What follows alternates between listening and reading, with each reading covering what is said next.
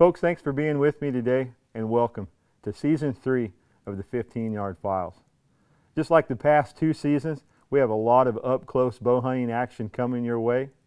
And to start with, I'm first up behind the bow. I'm headed to Colorado to chase monster bulls. I'll be teaming up with Bob Daughtery, and we're going to be hunting the famous Vermejo Park Ranch. So let's get after them. We got a bunch of bulls all the way around us.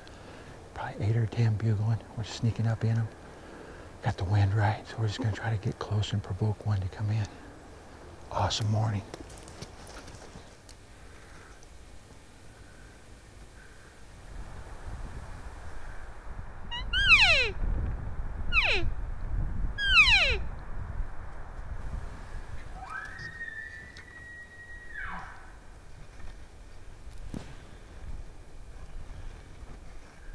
Too small. Down.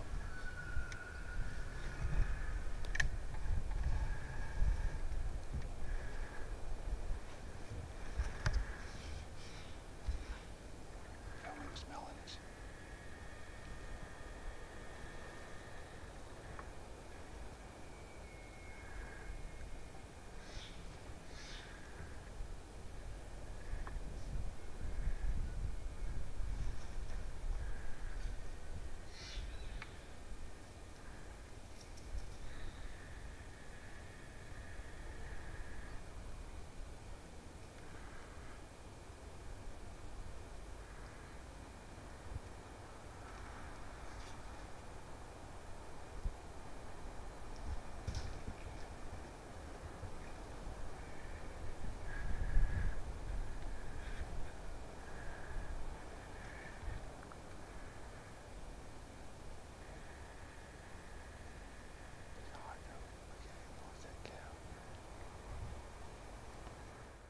That first bull came in right off my right shoulder.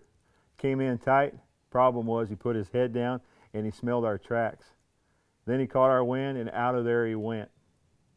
Well, Bob came up and we evaluated the situation. The bulls were still screaming like crazy, and we decided to stay put.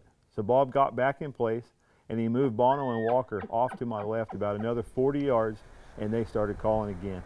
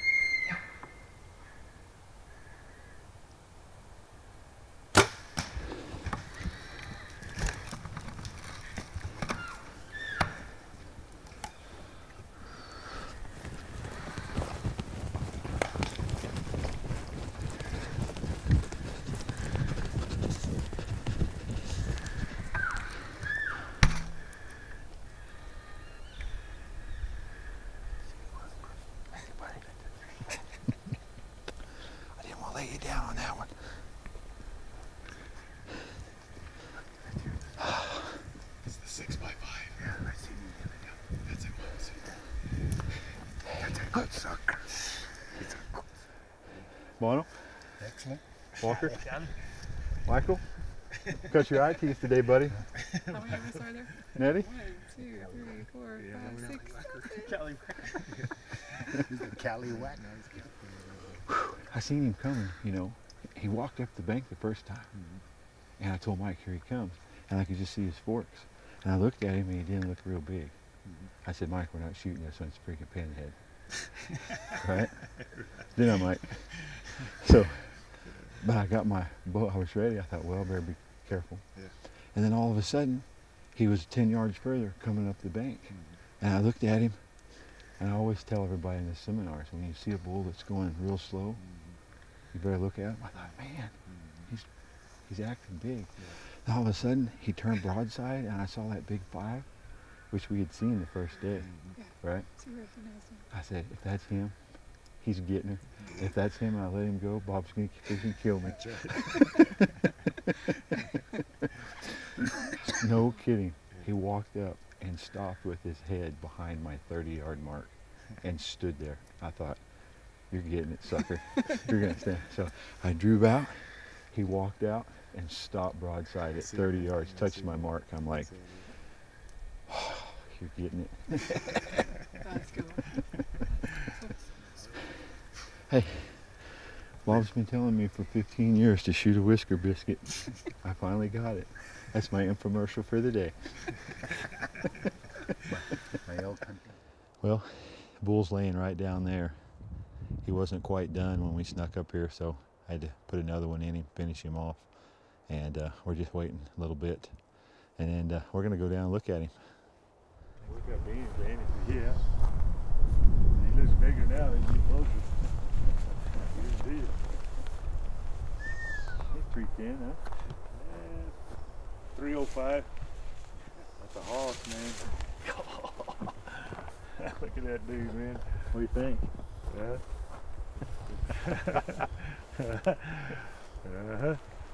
Yeah. That's a hoss right there now. Look at that.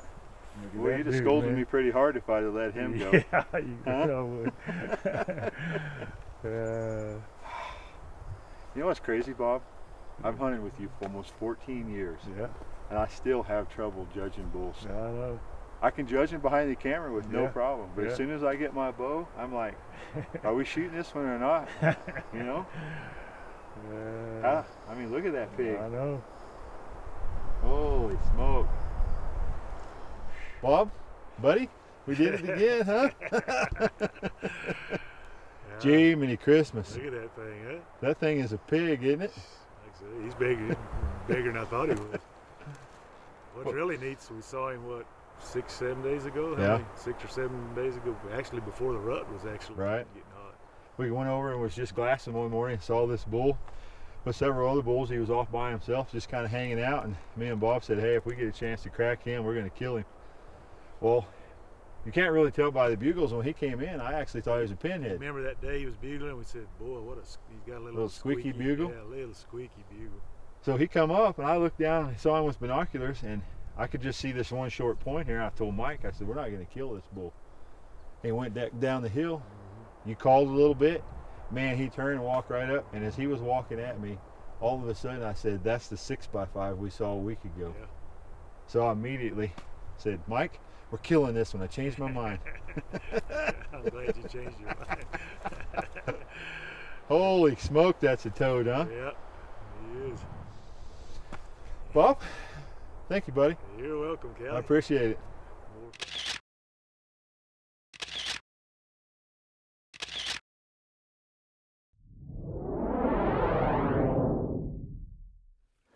Well, folks, that was one exciting archery elk hunt. I saw the tips of that bull coming up over the hill. My nerves were rocking. I was shaking. I couldn't believe he walked right up, bugling, and stopped at my 30-yard mark and let me shoot him right in the side. What an unbelievable day. Let's talk about the tips and the strategies behind this hunt and why we were successful. Folks, it was simple. It's about teamwork. I say it over and over, and I'm going to say it again. It's about the hunter, and it's about the team of callers behind the hunter. Everyone has to be in place and do their job. Let's talk mainly right now about the team of callers behind me, Bob, Walker, and Urbano. Well, Bob being the team leader, he gets set up behind me about 50 yards, and then about 50 yards behind him is Walker and Urbano. Well, it sounds just like a herd. You got Bob bugling, Urbano, Walker, they're all cow calling. It sounds like a herd of elk with a bull in there chasing them around. Well, you can see the first bull came in off my right shoulder. He came in, he put his head down, he smelled our tracks, he caught our wind, and out of there he went. So Bob came up, he evaluated the situation and said, Callie, this isn't going to work. Them bulls are going to come in like that. We're going to have to reset up.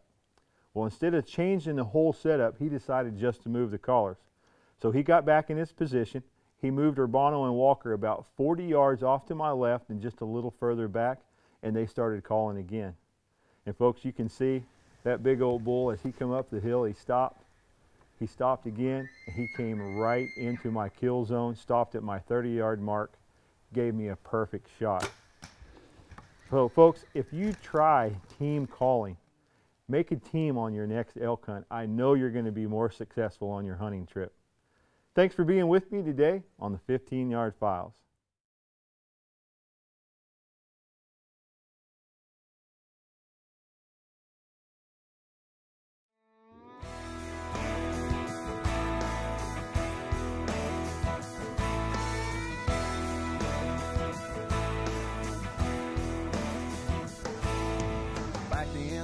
Where you can't see the forest for all the cottonwood trees. My little humble abode sits back in a hole where nothing don't bother me. And in the spring of the year when the big birds strut, you can bet I'm gonna call. I'll be hunting tom turkeys and eating deer jerky that we killed back in the fall.